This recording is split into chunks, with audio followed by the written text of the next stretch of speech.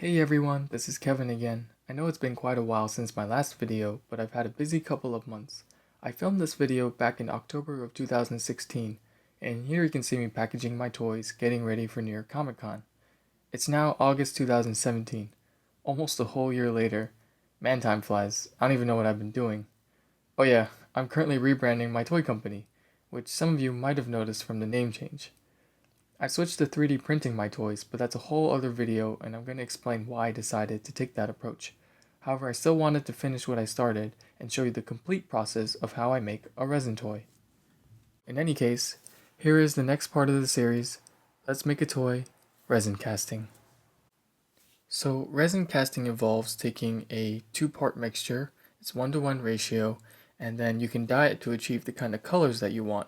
Here I'm using this yellow dye, which I used a dropper bottle to dispense it into. Once I've mixed it into part A, I can mix both parts together and then slowly pour it into my mold.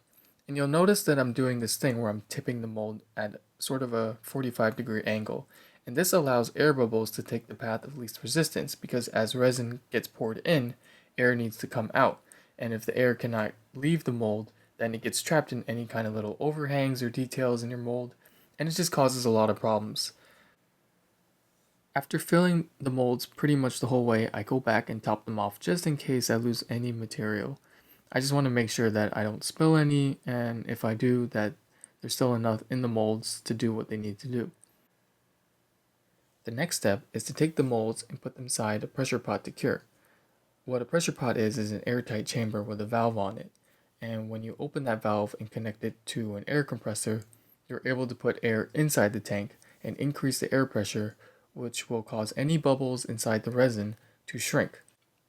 Now, although this process is necessary for virtually bubble-free castings, it is also pretty dangerous if you're not sure what you're doing. For instance, my tank is rated for 80 max PSI.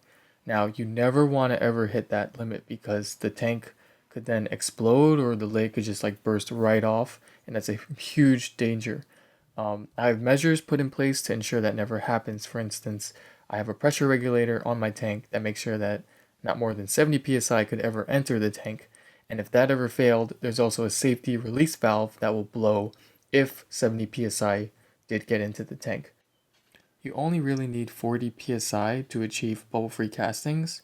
You can do 50 to 60 psi if you're not sure if your tank is super airtight, but anything over that is kind of reckless.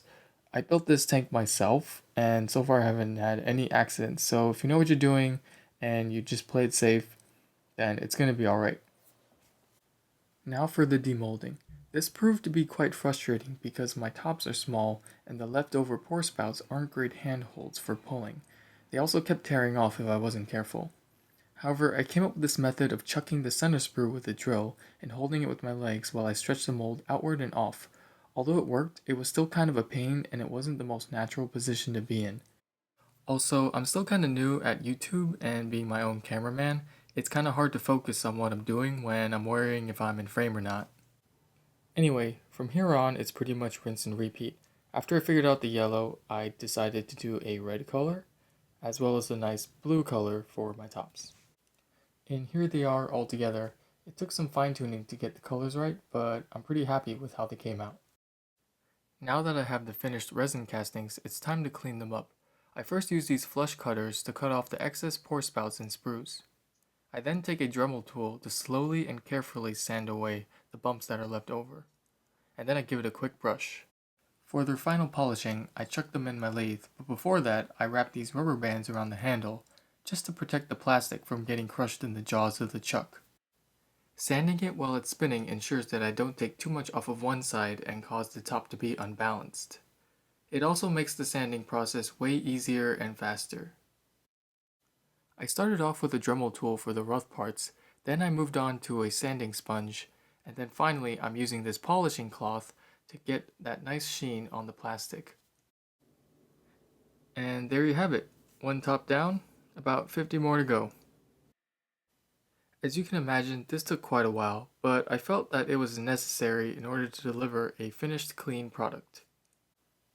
Now for a quick rinse to get rid of any dust or residue, and then I let them dry overnight on this baking pan.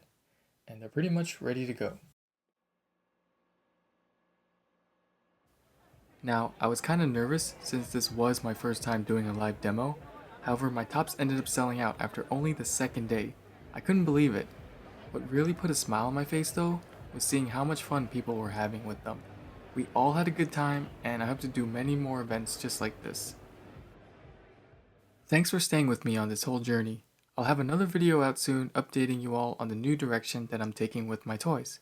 If you enjoyed the video, please consider subscribing to my channel and checking out my social media feeds. You can also purchase my work on my website, pocketplastic.com. Thanks.